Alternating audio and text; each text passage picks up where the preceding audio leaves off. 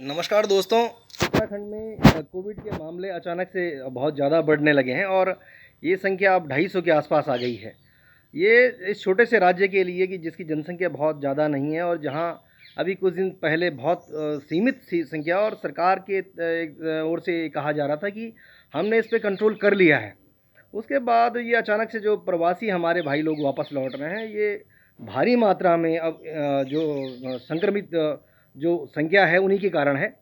और इस बीच 2-3 चीज़ें देखने को मिल रही है। एक तो ये कि मुख्यमंत्री ने पहले ही जो दावा किया था, जिसके बारे में कहा गया कि भई वो डोनाल्ड ट्रंप की तरह कह रहे हैं कि जैसे डोनाल्ड ट्रंप ने कहा था कि अमेरिका के लोग इस बात के लिए तैयार रहें कि वहाँ 2.5 लाख तक मौतें हो सकती हैं और अगर वो 1 लाख तक भी रोकने में कामयाब हो गए तो उनकी उपलब्धि होगी।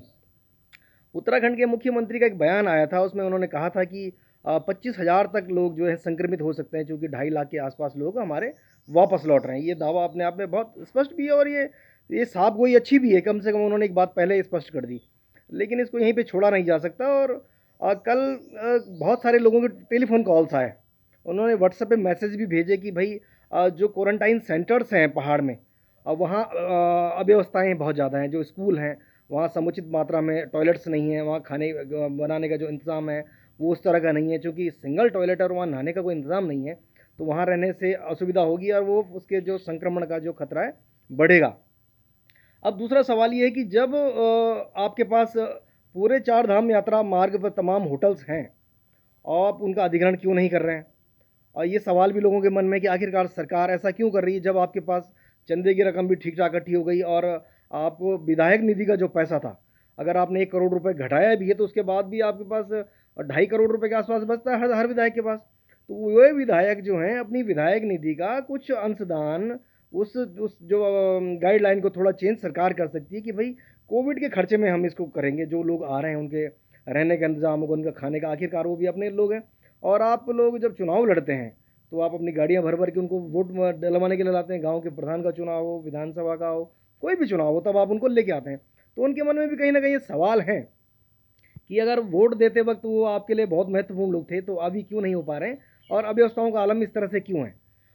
एक आदमी का कल रुद्रप्रयाग से फ़ोन आया, उन्होंने कहा कि उनका होटल रुद्रप्रयाग में है और रुद्रप्रयाग के एसडीएम ने वहाँ के डीएम के कहने पर कहा कि भई आप अपने होटल की चाबी हमें दे दीजिए, क्योंकि हमें इसको क्वारंटाइन सेंटर बनाना है। उस व्यक्ति का कहना था कि भई मुझे इसमें कोई दिक्कत नहीं है और हम इसको फ्री ऑफ कॉस्ट भी देने को तैयार हैं।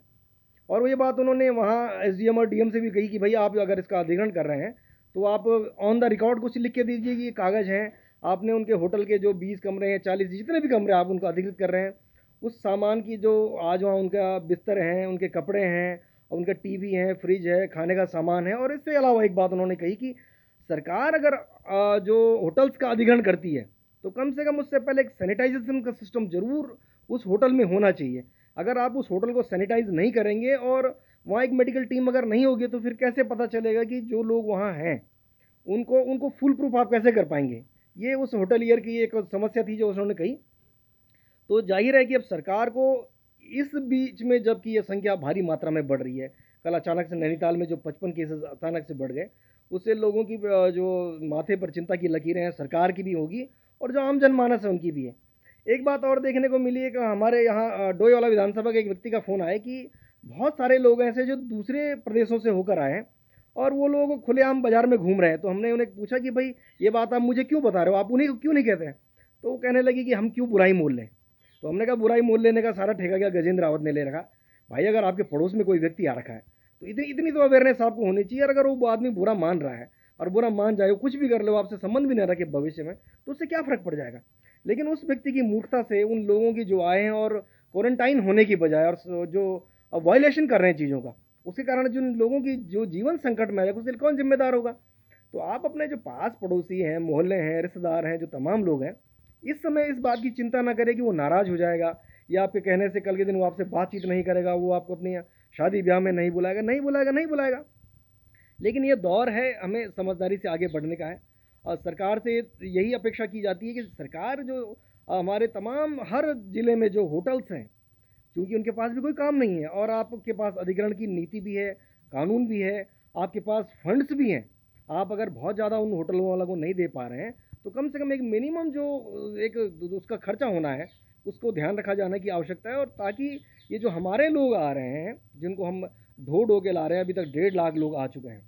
तो अगर इस तरह से संक्रमण फैला तो वो बड़ा कष्टदायक होगा। सरकार से अपील यही है कि अब ये इस दौर में किसी प्रकार की लापरवाही बरतने के बजाय इस प्रकार के ठोस निर्णय करें कि जो विधायक 71 विधायक हैं, अगर वो 71 विधायक अपने हर विधानसभा क्षेत्र में अपनी विधायक निधि का ही बहुत ज़्यादा अगर वो खर्च नहीं करते हैं, 1-1 करोड़ रुपए भी बांट देते हैं, उसका भी तो हिसाब होगा ना। वहाँ जो सीडीओ है, वो जो डीएम है, उसका रख रखाव करते हैं, अभी हर चीज़ का वो करते हैं, तो जाहिर है उन पर खर्च किए जाने की ज़रूरत है, उन लोगों की रक्षा करने की ज़रूरत है। और ये जो अव्यवस्था फैल रही है, इसको रोकने के लिए सरकार को अभी और कठोर निर्णय लेने की आवश्यकता है।